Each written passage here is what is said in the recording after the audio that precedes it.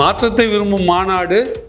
நீங்கள் இப்போ என்னென்னலாம் இந்த அரசியலில் பார்த்துட்டு இருக்கீங்களோ இது எல்லாம் பேசப்படாமல் இது வரைக்கும் நீங்கள் இந்த அரசியலில் என்னென்னலாம் கேட்கலையோ அதையெல்லாம் பேசுவதற்கான ஒரு தளமாக அது அமையும். அந்த புள்ளியிலிருந்து நாம் தமிழர் வந்து இந்த இடத்துல என்னென்னலாம் செய்ய விரும்புது, இந்த தமிழ் நிலப்பரப்பில் தமிழ் சார்ந்த அரசியலுக்கும் தமிழ் எல்லைக்குள் வாழ்கிற மக்களுக்கும் தமிழர்களுக்கும் இங்கே இருக்கிற ஆறுகளுக்கும் அருவிகளுக்கும் காடுகளுக்கும் மாடுகளுக்கும் ஒரு அரசியல் இருக்குது அப்படின்றது சொல்ல போகிற நாளாக அது இருக்க போகுது.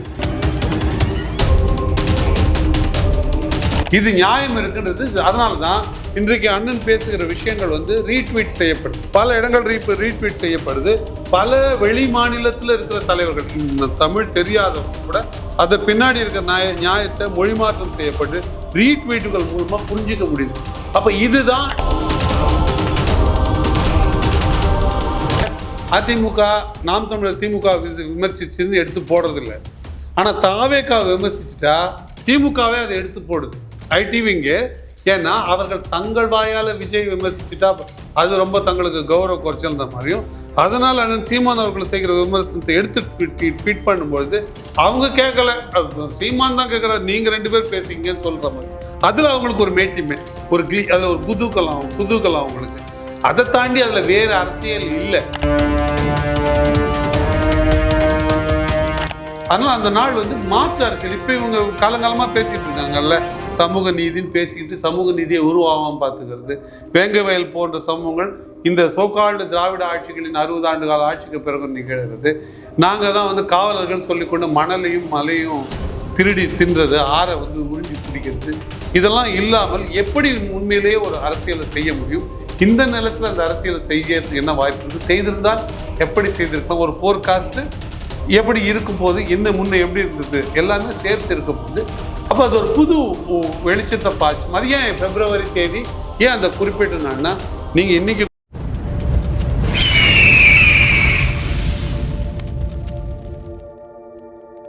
சார் இப்போ ரீசெண்டாக வந்து இந்த பாஜக காங்கிரஸ் இந்த தேசிய கூட்டமைப்புகளுக்கான மாற்று கூட்டமைப்பு ஒன்று வந்து உருவாகணும் அப்படின்றது பல்வேறு தேசிய இன குழுக்கள் மத்தியில் வந்து ஏற்பட்டுள்ளது.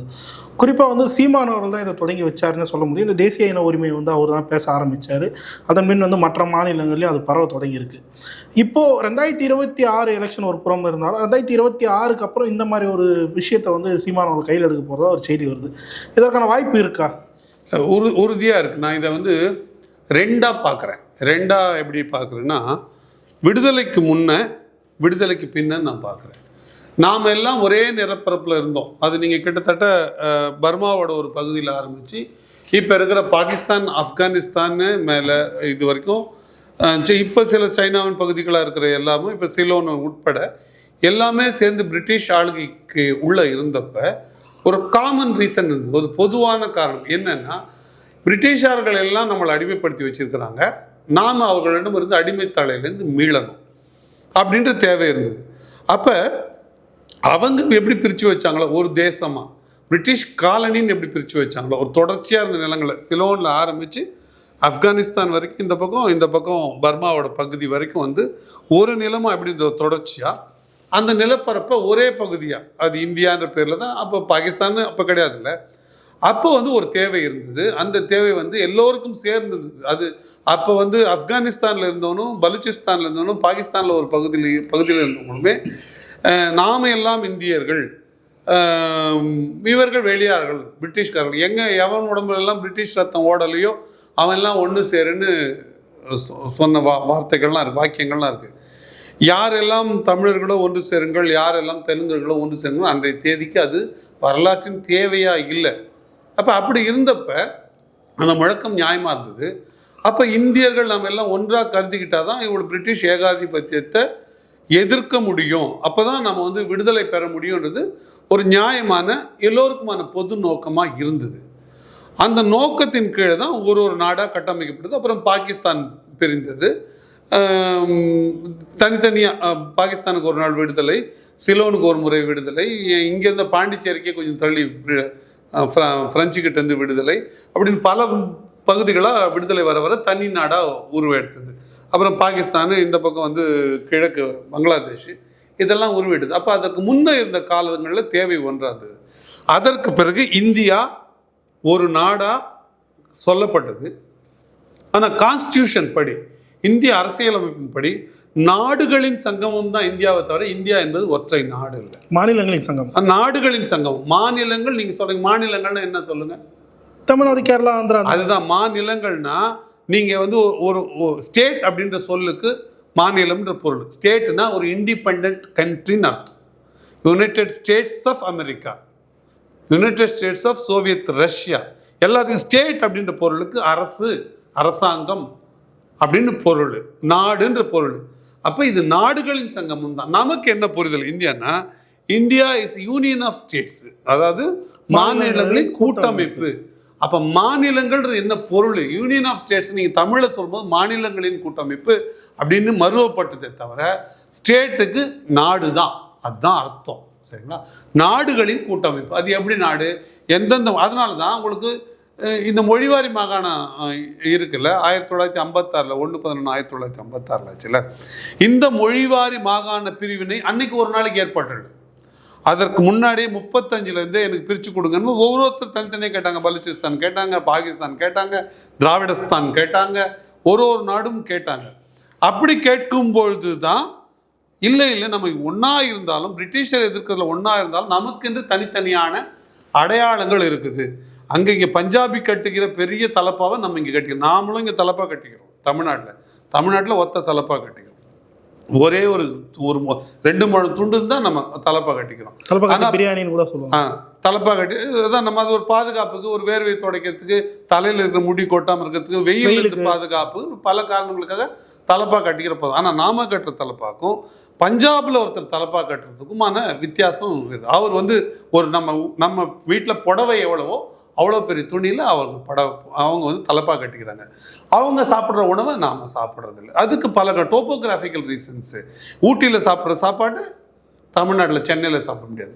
சென்னையில் சாப்பிட்ற சாப்பாட்டை உங்களுக்கு திருநெல்வேலி, நாகர்கோவில் வித்தியாசப்படும். ஊட்டியில் நீங்கள் உருளைக்கிழங்கு, இன்றைக்கி நாகரிகம் வச்சு டிரான்ஸ்போர்ட்லாம் வந்த பிறகு உருளைக்கிழங்கு நம்ம இப்படி சாப்பிட்றோம்.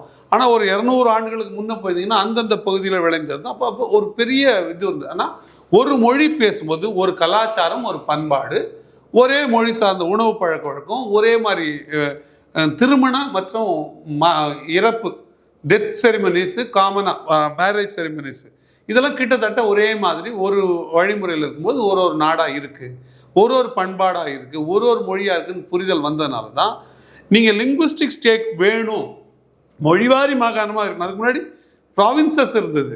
நீங்கள் வந்து பெங்கால் ப்ராவின்ஸு, இந்த பக்கம் பாம்பே ப்ராவின்ஸு, சென்னை மெட்ராஸ் ப்ராவின்ஸ், சென்னை கிடையாது. அப்போ மெட்ராஸ் ப்ராவின்ஸ் அது வந்து ஒரு நிர்வாகத்தலங்களாக, மாநிலங்களாக இருந்தது. இல்லை, அதை பிரிக்கணும்னு முடிவு பண்ணதுக்கு காரணம் இந்த சிக்கல் இருந்தது. அப்போ ஒருவரும் அன்னைக்கே உணர்ந்திருந்தாங்க, நாம் ஒரு நாடு, வேறு பண்பாடு, வேறு உரிமைகள், வேறு தேவைகள் இருக்குன்றது புரிஞ்சுக்கிட்டாங்க. அதன் அடிப்படையில் தான் அது உருவாச்சு. ஆனால் இந்த விடுதலை பெற்ற பிறகு வந்தது இல்லை, அதற்கான உணர்வை வந்து அந்த காமன் இன்டென்ஷன், நம்ம ஒரு நாடாக இருக்க வேண்டிய தேவை இருக்குது அப்படின்றதுல அந்த உணர்வை வந்து அந்த விடுதலையும் அந்த பிரிட்டிஷார் எதிர்ப்பும் தக்க வச்சிருந்தது.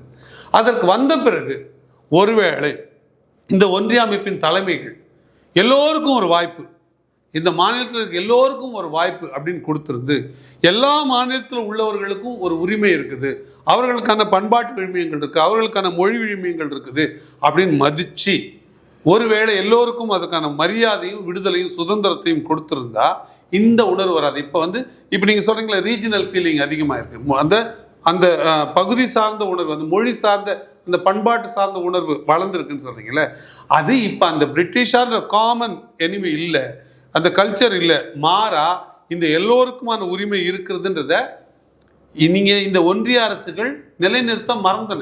மொழி உரிமையை கையை விட்டுருச்சு. இன்றைக்கி 30 விழுக்காடு என்னமோ இருந்ததுன்னு சொல்கிறாங்க இந்தி பேசுபவர்களோட எண்ணிக்கை. இந்தியா தொடங்கும் பொழுது, அதாவது 1947 ஆகஸ்ட் 5 இந்தியா விடுதலை பெறும்பொழுது கிட்டத்தட்ட 30 விழுக்காடு என்னமோ இந்தி பேசுபவர்கள் இருந்தார்கள்ன்றாங்க.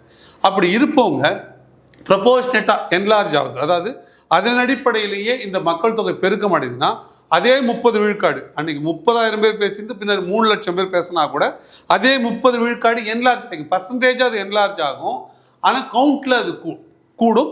பர்சன்டேஜாக என்லார்ஜ் ஆகாது, கவுண்டாக அது என்லார்ஜ் ஆகும், எண்ணிக்கையில் அது ஆனால் அப்படி இல்லாமல் 52 விழுக்காடு ஹிந்தி பேசுபவர்கள் எண்ணிக்கை எப்படி வந்தது அப்படி கிடையாது. இன்னொன்று, மராட்டிகளுக்கு மராட்டி தாய்மொழி, தமிழர்களுக்கு தமிழ் தாய்மொழி, தெலுங்கர்களுக்கு தெலுங்கு, மலையாளிகளுக்கு பங்காளிகளுக்கு வெஸ்ட் பெங்காலில் பெங்காலிகளுக்கு பெங்கால் இல்லையா, ராஜஸ்தானிகளுக்கு ராஜஸ்தானி, பஞ்சாபிகளுக்கு பஞ்சாபி, இவர்களுக்கெல்லாம் தாய்மொழி. ஹிந்தி யாருக்கு தாய்மொழி? யாருக்குமே தாய்மொழி இல்லை. இப்போ யாருக்குமே தாய்மொழியாக இல்லாத ஒரு மொழி எப்படி எண்ணிக்கையில் கூடுது? இப்போ பிரிட்டிஷ் இருந்த காலத்தில் ஆங்கிலம் வந்து ஒரு 20 விழுக்காடு பேசப்பட்டுச்சு. இன்னைக்கு அது 40 விழுக்காடு 50 விழுக்காடு பேசப்பட்டிருந்தால் கூட தவறில்லை. ஏன்னா அது ஒரு பொது மொழியாக தான் இருந்தது. அது அதே நேரத்தில் அந்த பிரிட்டிஷார் உள்ளே வந்த நேரத்தில் எவ்வளோ மொழி டெல்லியில் விதைக்கப்பட்டதோ இங்கிலீஷு, எவ்வளோ வெஸ்ட் பெங்காலில், எவ்வளோ பலுச்சிஸ்தானில், எவ்வளோ பாகிஸ்தானில், எவ்வளோ தமிழ்நாட்டில், எவ்வளோ ஆந்திராவில் விதைக்கப்பட்டது, அவ்வளோ அதே அளவு தான் விதைக்கப்பட்டது. அது வளர்றதுல நமக்கு அறிவியல் பூர்வமாக நான் சொல்கிறேன், மொழியியல் படி நான் சொல்கிறேன், கம்யூனிகேஷனுக்கு யூஸ் ஆகும் பொதுவாக இருந்திருக்கு. அது யாரோடையும் யார் வேணா. ஆனால் ஹிந்தி பேசுனா என்னால் நிச்சயமாக தொடர்பு கொள்ள முடியாது. ஆனால் ஆங்கிலம் பேசுனா என்னால் என்ன கேரளாக்காரையும் அவங்களையும் தோணுது. ஆனால் ஹிந்தி மட்டும் ஏன் வளருது அப்படின்னா திட்டமிட்டு ஹிந்தி வளர்க்கப்படுகிறது. ஹிந்தி வளர்க்கப்படுறது மட்டும் இல்லை, ஹிந்தி திணிக்கப்படுது. யார் யார் மேலே? எத்தனை பேர் 30 விழுக்காடு இருந்தவங்கள 20 விழுக்காடு பேர் கூடியிருக்காங்கன்னா, அப்போ 20 விழுக்காடு பேர் ஹிந்தி வந்து எடுத்துட்டு இருக்காங்கன்னா 20 விழுக்காடு பேர் தன்னோட தாய்மொழி எழுந்திருக்கான்னு அர்த்தம். இப்போ தாய்மொழியை கைவிட்டுட்டு இது போகுது அப்படின்றத யாரும் தீவிரமாக பார்க்கவே இல்லை. யாரும் அதை நாம் தமிழர் கட்சி பார்க்குது, அது பார்த்து சொல்லுது. நீங்கள் கர்நாடகாவில் மொழி உணர்வு இருந்தால் கூட, கர்நாடகாவில் மொழி உணர்வு, ஆனால் அவங்க சமஸ்கிருதத்தையும் இந்தியும் போற்றுவாங்க. சமஸ்கிருதமும் இந்தியும் அவங்களுக்கு கூடுதல் மொழி தான், அவங்க வந்து அது பகைக்கிற மொழி இல்லை. கேரளாவில் மலையாளத்தை நெருங்கி நேசித்தாலும் அவர்களும் சமஸ்கிருதத்தை, இந்தியில் சமஸ்கிருதத்தை நேசிக்கிறவங்க தான். அந்த பண்பாட்டு அடிப்படையில் நம்போதரிகள் அதிகமாக இருப்பாங்க. அங்கே அந்த பண்பாடு இருந்தது. ஆந்திராக்குள்ள ஹைதராபாத் நிஜாமு இவங்கெல்லாம் இருந்ததுனால அவர்கள் தெலுங்கு நேசிச்சா கூட இந்திக்கு அதே சமத்துவமான இது கொடுத்தாங்க. அப்போ இப்படி கொடுக்கும்போது ஒரு ஸ்டேஜில் தெரியுது நம்ம மொழி கரையுது. உண்மையிலேயே அது கரையுதா அல்லது திட்டமிட்டு கரைக்கப்படுதான்னும் போது தான் இல்லை, திட்டமிட்டு கரைக்கப்படுது. அப்போ எப்படி இப்படி கரையும்? அப்போ வளரணும்னா, உண்மையிலே வளரணும்னா ஆங்கிலம் வளர்ந்துருக்கணும். அப்போ தான் அது தின்னும். அது ஆங்கிலம் வந்து ஒரு பொது மொழியாக எல்லாருக்கிட்டும் அது தின்னுவதில் அறிவியல் பூர்வம், நியாயம் நான் சொல்லலை, அறிவியல் பூர்வமாக ஒரு வாய்ப்பு இருக்குது. அந்த வாய்ப்பை தாண்டி தின்னுதுன்னா அப்போ நம்ம மொழிக்கு ஆபத்து. இன்னொரு 100 ஆண்டுகள் போனால் இந்த ரீஜனல் லாங்குவேஜஸ் என்று சொல்லக்கூடிய இந்த தனி நாடுகளுடைய மொழிகள் எதுவுமே இருக்காது அப்படின்ற உணர்வு புரிய ஆரம்பிச்சிருக்கு. அப்போ தான், அதனால தான் மராட்டிகளில் நமக்கு 10 ஆண்டுகளுக்கு முன்னாலே மராட்டியர்களுக்கே மராட்டா வந்து புதுவெல்லாம் நடந்தது. இப்போ மராட்டா இடஒதுக்கீடு சம்பந்தமாக உண்ணாவிரதம் கூட ஒருத்தர் இருந்தார். அப்போ அதெல்லாம் இருக்குது. அப்போ இந்த உணர்வுகள் ஏன் ஏற்படுது அப்படின்னா, இங்கே அந்த மாநிலங்களுடைய தாய்மொழிகள் மிதிக்கப்படுது, நசுக்கப்படுது, மறைமுகமாக அவை ஒடுக்கப்படுது, குறைக்கப்படுது, அவற்றினுடைய அளவுகள், ஆளுகை எல்லைகள் கொஞ்சம் கொஞ்சமாக அது சுருக்கப்பட்டுக்கிட்டே வருது. அப்போ இது ஆபத்தில் போய் முடியும். நாம் யார் என்ற அடையாளம் தெரியாமல் போகும் அப்படின்றது சாதாரணமான உணர்வாக இருந்தது. தொடர்ச்சியாக 10 ஆண்டு காலம் இந்திய அரசியல் வெளியில் எந்த ஒரு யாருமே பால் தேக்கிற ஆரம்பித்து நான் சொல்கிறேன், ஏன் மொழி மதத்தை வச்சு பேசுகிற கூட தொடர்ச்சியாக 10 ஆண்டுகள் நான் ஸ்டாப்பாக இப்படி ஒரு ரீஜனல் லாங்குவேஜ் சம்பந்தமாக, அதாவது ஒரு தமிழ் நம்ம அதை சொல்லிக்கிறோம், எல்லோருக்கும் புரியறதுக்காக சொல்கிறேன். ஒரு மாநிலம் சார்ந்த மொழிக்கு இருக்கிற முக்கியத்துவம், மாநிலம் சார்ந்த மக்களுக்கு இருக்க வேண்டிய உரிமை உணர்வு, அவர்களுக்கு கிடைக்க வேண்டிய அரசியல் பற்றி 10 ஆண்டுகள் தொடர்ச்சியாக பேசலை. காரணம், அப்படி பேச வேண்டிய நிலைமை அவர்களுக்கு தெரியவே இல்லை. காரணம், அவர்கள் தாய்மொழியை போலவே இந்தியம் நேசித்தாங்க, போஷிச்சாங்க. நாம் மட்டும்தான் அதை தொடர் முயற்சியில் இருந்தோம். அது 2009 எவ்வளோ பெரிய பேரழிவில் நமக்கு வந்து இந்த தமிழ் தேசியத்தை தூக்கி பிடிக்காதனால, திராவிட தேசியத்தை தூக்கி பிடிச்சதுனால 2009 எவ்வளோ பெரிய பேரழிவில் கொண்டு போய் விட்டது. 150,000 பேர் படுகொலை செய்யப்பட்ட பொழுது கூட இங்கிருந்து ஒரு சரியான குரல் எழலை. அதை தடுக்க சரியான நகர்வுகள் இல்லை. அரசியல் அடிப்படையில் எந்த குரலும் எழுப்பப்படலை, மாறா மழுங்கடிக்கப்பட்டது, மறைக்கப்பட்டது. அப்போ தமிழர்களுக்கு என்று பேசுவதற்கு ஒருத்தர் இல்லை. அதை தமிழ் தேசியம் சார்ந்து பேசுகிறவங்க தான் பேச முடியுன்ற உணர்வு அவருக்கு ஏற்பட்டது. அது தொடர்ச்சியாக நம்ம 10 ஆண்டுகள் பேசும்பொழுது அது பின்னாடி இருக்கிற வலியையும் நியாயத்தையும் எல்லாருக்கும் புரிஞ்சுக்கிறாங்க. அப்போ இனிமேல் தொடர்ச்சியாக இப்படி இருந்தால் இது சரியான அரசியலுக்கு இட்டு செல்லாதுன்னு எல்லா பிராந்திய மக்களுக்கும், எல்லா நாடுகளுக்கும், நான் சொல்கிறது ஆந்திரா, தமிழ்நாடு, கேரளா, கர்நாடகா, ராஜஸ்தான், பெங்கால், ஒடிஷா, அந்த மாதிரி மொழி சார்ந்து எங்கக்கூடிய எல்லா மாநிலங்களும், இன்னும் மத்திய மாநிலங்களை விட்டுடுங்க, அவர்களுக்கு ஹிந்தி தான் பெரிய மொழின்னு பேசுவாங்க. அப்போ இவர்களுக்கு அந்த தேவையை எழலை. ஏனென்றால் அவர்களுக்குன்ற ஒரு குறித்த தாய்மொழி இல்லைன்னு நான் புரிஞ்சுக்கிறேன். இல்லை தாய்மொழியை பற்றி எந்த விதமான உணர்வும் இல்லாதவர்களும் நான் புரிஞ்சுக்கிறேன். அப்போ இது நியாயம் இருக்குன்றது. அதனால தான் இன்றைக்கு அண்ணன் பேசுகிற விஷயங்கள் வந்து ரீட்வீட் செய்யப்படுது. அப்படிதான் நீங்கள் சொல்கிறீங்க. பல இடங்கள் ரீட்வீட் செய்யப்படுது. பல வெளி மாநிலத்தில் இருக்கிற தலைவர்கள், இந்த தமிழ் தெரியாதவர்கள் கூட அதை பின்னாடி இருக்கிற நியாயத்தை மொழி மாற்றம் செய்யப்பட்டு ரீட்வீட்டுகள் மூலமாக புரிஞ்சிக்க முடியுது. அப்போ இதுதான் ட்ரெண்டாக இருக்கும். அப்போ ஒன்றிய அரசு உண்மையிலேயே இந்தியாவை ஒரு நாடு என்று தக்க வைத்துக் கொள்ள வேண்டும். ஒரு நாடுனா நாடுகளின் கூட்டமைப்பாக தக்க வைத்துக் கொள்ள வேண்டும் என்றால் எல்லா மொழிகளுக்கான வழமைக்கும் உயர்வுக்கும் உரிய இடத்தை கொடுக்கணும். அதை மாற இந்திய மட்டும் தூக்கி பிடிக்க நினைத்தால் இந்த உணர்வு இன்னும் அதிகமாக ஏற்படும். அது அதற்குண்டான அரசியல் விளைவுகளை ஏற்படுத்தும். சார், குறிப்பாக இதை தொடர்ந்து கரூர் விவகாரம் இன்றைக்கி வரைக்குமே ஆறாத ஒரு விஷயமா இருக்குது. இப்போது அந்த 41 குடும்பத்தில் வந்து 37 குடும்பத்தை வந்து மகாபலிபுரம் அழைச்சி அவர் பார்த்துட்டாரு. அவரோட அரசியல் நடவடிக்கைகள் வந்து இப்போ ஆரம்பிச்சிருக்காருன்னு சொல்லப்படுது. மறுபுறம் வந்து நாம் தமிழர் சார்பில் வந்து அடுத்தடுத்த பொதுக்கூட்டங்கள் வித்தியாசமான முறையில் வந்து அணுகிட்டு வரீங்க. எப்படி போகுது இந்த மாற்றுன்னு சொல்லிட்டு இப்போ 2 பேர் உள்ளே இருக்கீங்க, எப்படி பார்க்குறீங்க? அதை மாற்று தான், தாவேகா மாற்று தான் அக்செப்ட் பண்ணிக்கிறீங்க? ஆமாம். எப்படின்னா திமுக மோசமான மாற்று அப்படின்னா தாவேகா கேடுகற்ற மாற்றுன்னு நான் பார்க்குறேன். ஏன் இப்படி ஒரு அது நான் ஏன் சொல்கிறேன்னா, திமுகவிலையாவது காசு சம்பாதிக்க கட்சிக்காரங்களுக்கு வந்து பணம் வருது, நமக்கு வந்து அதில் லாபம் இருக்குது அப்படின்ற காரணத்திற்காக கூட அவர்கள் வாக்கு செலுத்துவாங்க. எந்த காரணமுமே இல்லாமல் திமுகன்ற கட்சியில் நாங்கள் ஓட்டு போடுறோன்ற காரணத்துக்காக செலுத்துவாங்க. ஆனால் எந்த ஒரு பொம்பளை வந்து தன்னுடைய குழந்தை செத்தப்போ கூட நான் வந்து ஒரு விஜயை கிட்ட பார்த்துட்டேன், அதுக்கு என்னோட குழந்தைய வந்து நான் பலி கொடுக்க வேண்டியதாக இருந்ததுன்னு பேசுதோ, அப்படி பேசுனா அப்போ நீங்கள் இன்னும் என்ன எங்கள் பாக்கி இருக்குன்றதை நம்ம பார்க்க வேண்டியதாக இருக்குது. இன்னொன்று, நாங்கள் வாங்க ஆறுதல் சொல்கிறோம் உங்களுக்கு அப்படின்னு சொன்னால், எனக்கு தெரிஞ்சு திருநெல்வேலி நாகர்கோவில் பக்கம்லாம் நீங்கள் சாப்பிட வாங்க பந்தி விசாரிக்க கூப்பிடலன்னா போக மாட்டாங்க. நான் நாகர்கோவில் ஆட்டில் சென்னையில் இப்போ அந்த வழமை மாறி போச்சு. கூப்பிடலன்னா கூட க்யூவில் போய் பின்னாடி பின்னாடி நிற்கிற பழக்கம் அந்த நாகரிக வளர்ச்சின்ற பேரில் நேர நெருக்கடி இதில் வந்துடுச்சு. ஆனால் இன்னமும் என்னை பந்திக்கு அழைக்கலாம், கல்யாண வீட்டுக்கு போய் மொழி எழுதிட்டு உட்கார்ந்துட்டு இருக்கிறவங்க நீங்கள் வாங்க சாப்பிடலன்னு கல்யாண வீட்டுக்காரங்களை சேர்ந்தவங்க வந்து யாரோ ஒருத்தர் கூப்பிடலன்னா சாப்பிட போக மாட்டாங்க, எழுச்சி வந்துடுவாங்க. அப்படி ஒரு உணர்வு. அப்படி மதியாத தலைவாசல் மிதியாதேன்னு ஔவையார் பாட்டு இருக்கு.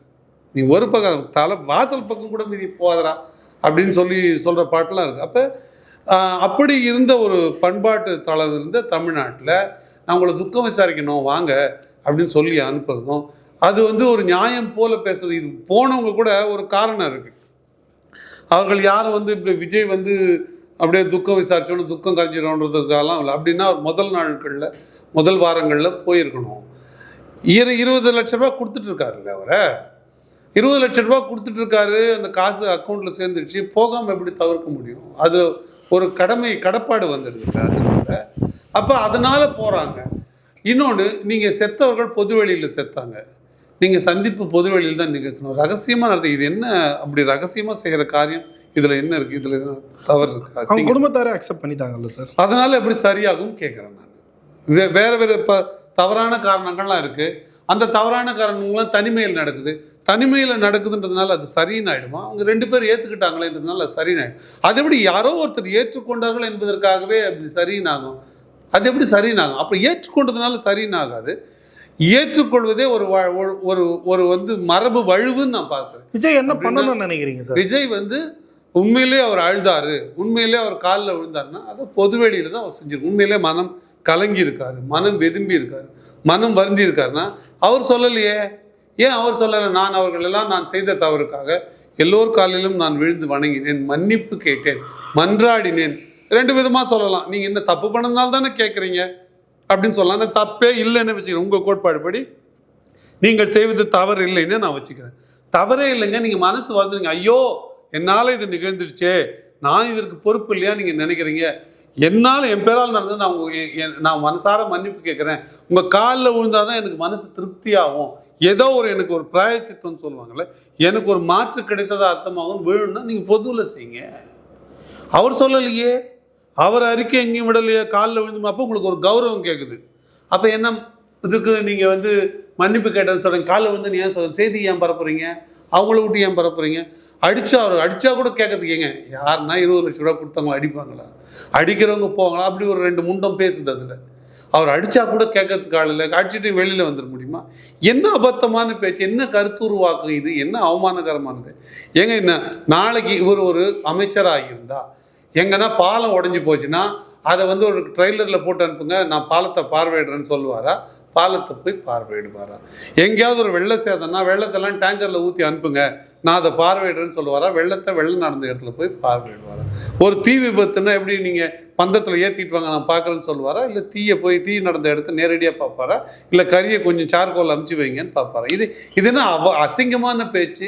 நீங்கள் இப்படியே வர முடியாதுன்னா நீங்கள் எப்போ வருவீங்க அரசியலுக்கு? இல்லை, அவருக்கு தான் அங்கே பர்மிஷன் தரலன்னுலாம் சொல்கிறேன். எங்கே யார் என்னைக்கு கேட்டால் எந்த நாள் அன்னைக்கு? நான் இப்போ 28/10/2015 அன்னைக்கு நான் அனுமதி கேட்டேன் போகிறதுக்கு. இந்தாங்க நான் கொடுத்த மனு பாருங்க, அனுமதி மறுக்கப்படும், நீங்கள் வந்தால் முடியாது அப்படின்னு சொல்லி திருப்பி இருக்காங்க பாருங்க அப்படின்னு சொல்லி இருந்தால் அனுமதி கேட்பு, அனுமதி மறுப்பு.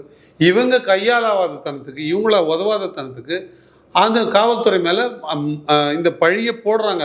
அதை தாண்டி அதில் உண்மையில் அனுமதினா எப்படி அனுமதி கேட்டாங்க? நாங்கன்றாங்க. அந்த நாங்கன்றது யாரு? நாங்கள் அனுமதி கேட்டோம். சார்பான யாரு? யார் கேட்டா?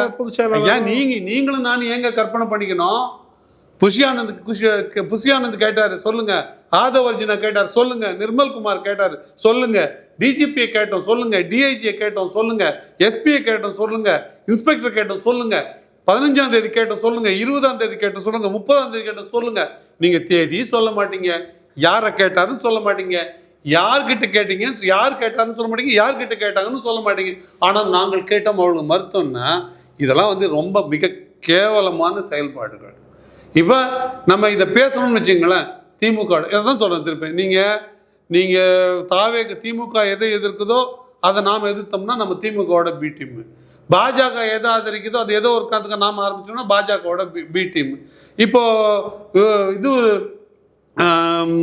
நெல் இப்பெல்லாம் முளைச்சி போச்சு கொள்முதல் பண்ணாமல், அதற்கு ஒரு ட்வீட் போட்டார் இவர் விஜய் அவர்கள். அப்போ ஒரு அதிமுகவோட பி டீமா?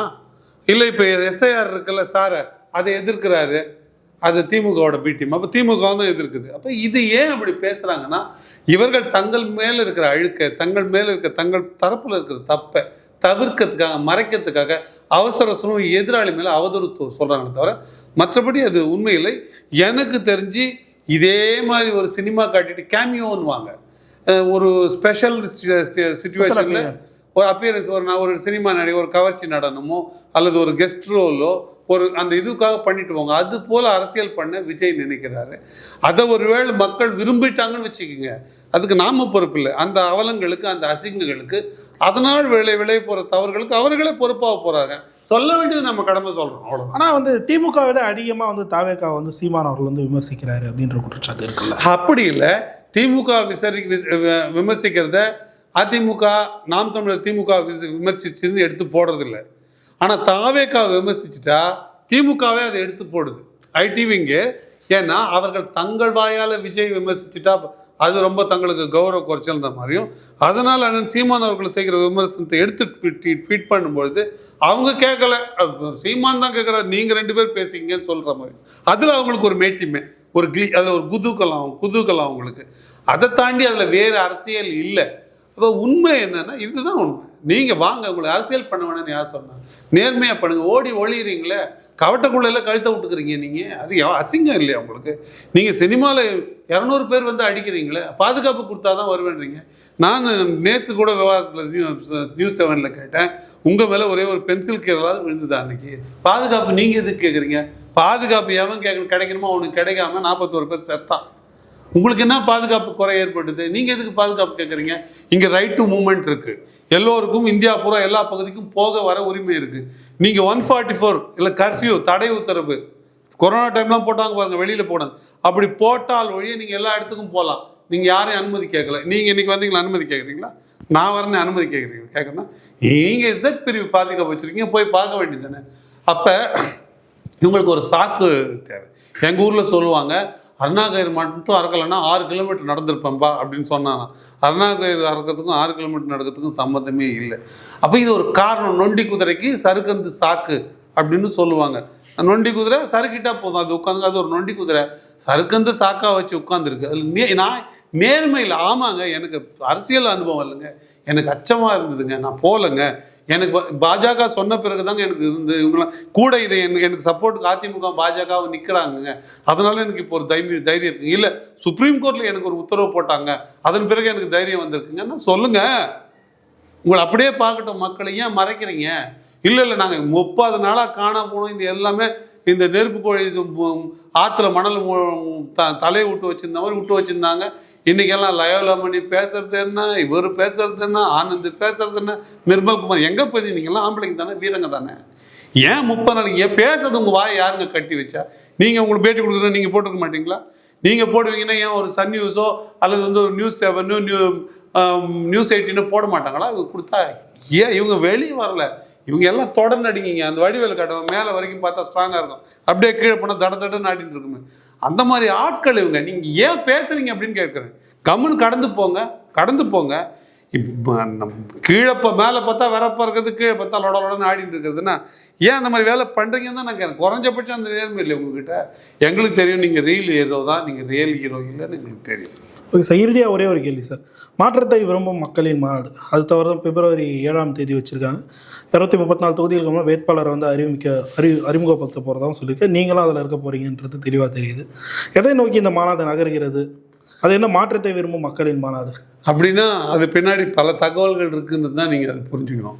மாற்றத்தை விரும்பும் மாநாடு நீங்கள் இப்போ என்னென்னலாம் இந்த அரசியலில் பார்த்துட்ருக்கீங்களோ இது எல்லாம் பேசப்படாமல் இது வரைக்கும் நீங்கள் இந்த அரசியலில் என்னென்னலாம் கேட்கலையோ அதையெல்லாம் பேசுவதற்கான ஒரு தளமாக அது அமையும். அந்த புள்ளியிலிருந்து நாம் தமிழர் வந்து இந்த இடத்துல என்னென்னலாம் செய்ய விரும்புது, இந்த தமிழ் நிலப்பரப்பில் தமிழ் சார்ந்த அரசியலுக்கும் தமிழ் எல்லைக்குள் வாழ்கிற மக்களுக்கும் தமிழர்களுக்கும் இங்கே இருக்கிற ஆறுகளுக்கும் அருவிகளுக்கும் காடுகளுக்கும் மாடுகளுக்கும் ஒரு அரசியல் இருக்குது அப்படின்றத சொல்ல போகிற நாளாக அது இருக்க போகுது.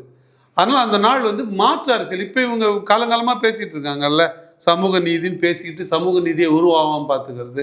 வேங்க வயல் போன்ற சமூகங்கள் இந்த சோகால்டு திராவிட ஆட்சிகளின் 60 ஆண்டு கால ஆட்சிக்கு பிறகு நிகழ்கிறது. நாங்கள் தான் வந்து காவலர்கள் சொல்லிக்கொண்டு மணலையும் மலையும் திருடி தின்றது, ஆறை வந்து உறிஞ்சி குடிக்கிறது, இதெல்லாம் இல்லாமல் எப்படி உண்மையிலேயே ஒரு அரசியலை செய்ய முடியும்? இந்த நிலத்தில் அந்த அரசியலை செய்யறதுக்கு என்ன வாய்ப்பு இருக்குது? செய்திருந்தால் எப்படி செய்திருக்கலாம்? ஒரு ஃபோர்காஸ்ட்டு எப்படி இருக்கும் போது என்ன முன்னே எப்படி இருந்தது எல்லாமே சேர்த்து இருக்க போகுது. அப்போ அது ஒரு புது வெளிச்சத்தை பாய்ச்சும். அது ஏன் பிப்ரவரி தேதி, ஏன் அந்த குறிப்பிட்ட நாள்னா, நீங்கள் இன்றைக்கி கொஸ்டின் பேப்பர் அவுட் பண்ணிங்கன்னா அதை யாராவது கூட இப்போ அறிக்கையாவோ இல்லை அதை அவர்களுடைய செயல்பாட்டு வரைவறிக்கையில் கூட வருவதற்கான வாய்ப்பு இருக்குது. அதனால் அது காக்கப்படுது. அன்றைய தேதிக்கு சிறப்பாக இருக்கும். ஓகே சார், பல்வேறு கேள்விக்கு தெரிவாக நடத்துங்க.